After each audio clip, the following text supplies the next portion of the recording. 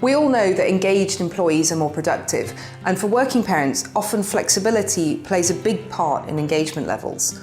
Flexible or agile working can also be an influential factor for organisations to retain people longer term. We're going to give you some tips on making the most of flexible working so that you can get the best from your staff.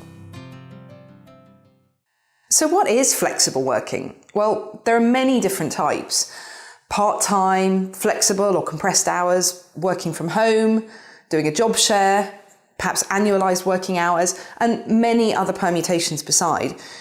What flexible working doesn't necessarily mean is fewer hours. So what do you need to think about if somebody comes to you requesting some kind of flexibility? Well, you need to consider how any changes to their role or workload might affect the broader team and what you can deliver.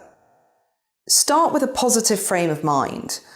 Focus on making it work rather than looking for how it might not work. Sometimes flexibility is requested through an official request, but it also might be an informal arrangement.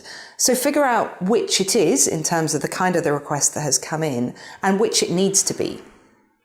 Really try and understand what your colleague wants. So what are the reasons behind the request? What's really important to them? What's the nice to haves?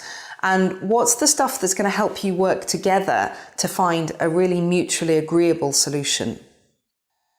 Take a good look at the proposal and consider how your colleague can make it a success and what you can do to help. Ask them if you need to, if it's not obvious. When you're assessing a flexible working request, there are 3 broad areas that you should consider. Firstly, performance. Thinking about their ability to do the job. Will they actually be able to deliver with the flexible working arrangement in place? Secondly, relationships. What's the impact on others in the team and perhaps beyond your organisation going to be? And thirdly, the logistics. Having the right kind of tools to do the job so that it will all go smoothly. Is that going to be able to be possible? Let's have a think about what you do if you think that the request could work. Well, a trial period can be a really good way of starting, making a defined period of time where you can both assess if this is going to work and then fine-tune the request if you need to. If you're going to embark on a trial period, then make sure that you have really established and agreed very clear criteria so that you're going to be able to measure success and really properly be able to decide if the trial period has worked or not.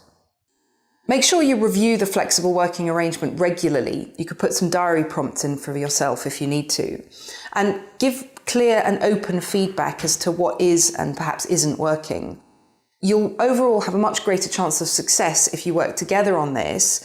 Make sure that you're both really clear on the boundaries and also on what flexibility there is on both sides. And do what you need to do to respect their boundaries, but also be very clear on what they need, on what you need from them. Keep an eye on the broader impact on the team throughout and make sure that it's not negatively affecting the general feeling and dynamic within the wider team. So what would you do if your employee made an unreasonable request for flexible working? Well, discuss really carefully with your HR colleague here and make sure you very carefully and fully understand all the policies and local legislation that might apply before you outright reject a flexible working request. If it's relevant, it's a good idea to speak to other managers in similar business areas or other parts of your organisation to see what, if anything, others have been able to make work in the past. That might give you some inspiration for what could be possible here. Examine your own reaction. Is it really an unreasonable request? Or is it that it would force you or the team into change that, it's not ideal, but actually, if you do really think long and hard about it, it could be made to work? If you've been through all of those steps and it really still is an unreasonable request, you're going to need to have a frank discussion with the individual.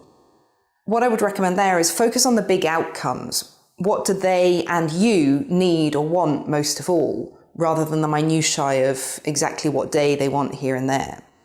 So keep the eye on those broad outcomes, get it all out on the table and see what compromise or, if necessary, perhaps what alternative role might be possible for them.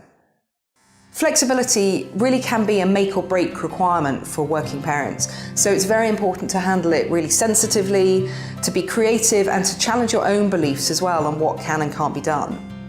Working parents need flexible working champions and sponsors, so wherever you're able to give it, your support on this matter will be rewarded with increased engagement and loyalty.